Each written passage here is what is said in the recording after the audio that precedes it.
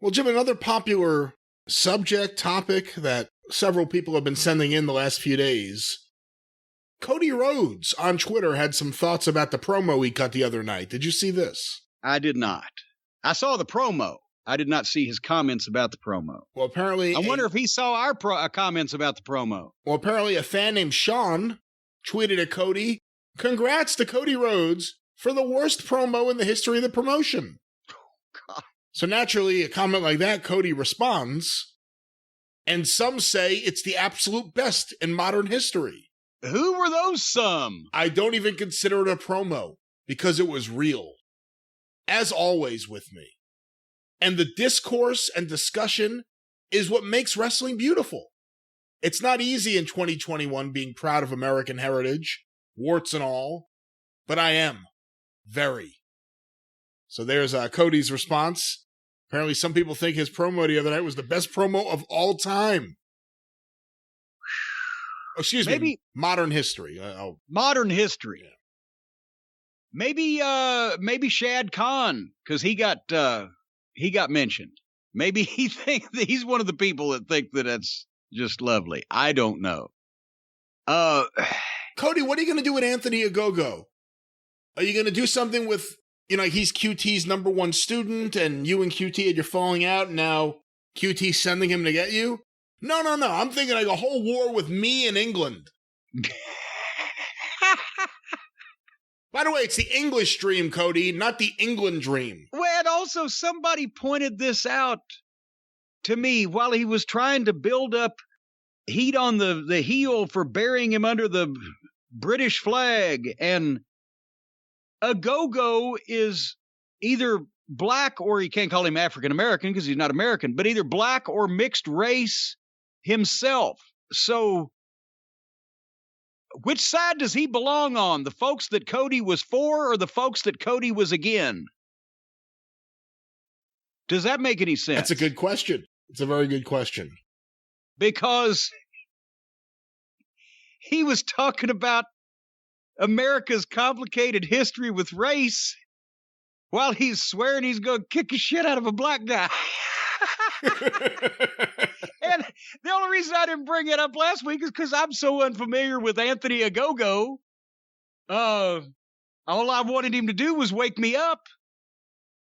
That I didn't realize that yes, he's either black or mixed race. Somebody said that on Twitter. So it was a patriotic promo searching for a menace to patriotism that wasn't apparently there. We're not mad at the British. The guy that Cody wants to beat up for not being tolerant is black. I don't know where the fuck that all intersects. It does not make sense. But that is kind of funny. Well, we have a complicated history with race here in this country. So because of that, I want to kick the shit out of that black guy. He's fucking doing a promo about this guy crying about the fact he's about to have a baby. What does that have to do with anything? Well, that was to get the part in, because he could muster up a sniffle or two. That was to get the part in about how that there used to be segregation in Atlanta, but now he's, as you mentioned, having the first interracial baby of all time in the same Atlanta that 60 years ago would have been segregated. It's going to be really interesting with AEW going back on the road to see the difference, if there is one, in the fan reaction to Cody now versus a year and a half ago. Well, it'll be interesting to see if there's difference in reaction to all of them, because they've all done or said stupid things in one way or another. And now the rumors are starting to go around of what we've been hearing for a long time, that the vice presidents are all pissed at each other because they have different viewpoints and different priorities and different thoughts and etc. And some are not speaking to the others. They've kept this fairly well fucking guarded, but it's coming out now. It's been, what, a year has it been? Or more that we've been hearing that. But I mean, there you can look at it like the fans that will actually sit and watch this thing and defend it. I'm talking about the AEW program and all that happens there. And for the WWE, there's WWE fans that will sit and defend that too. But we're talking about the AEW shows right now and reaction from the fans when they come back. For the AEW fans who sit there and watch this, despite the nonsense, and who make excuses for it, despite the things they see in front of their face, people getting dropped on their heads, guys getting hurt, amateur productions, bad special effects, whatever the fuck, they're going to scream bloody murder and be over the moon for these people when they see them in person if all they do is come out, squat down in the ring, take a shit. But past that core audience, is there going to be any difference in casual fans' reaction to these people, or are there going to be any casual fans in the building to begin with?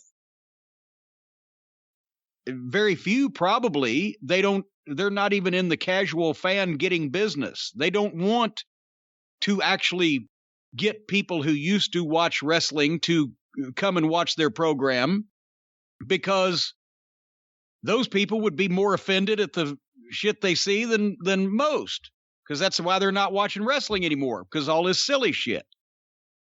So who knows? They could have the same reaction because it's going to be the same people in the building.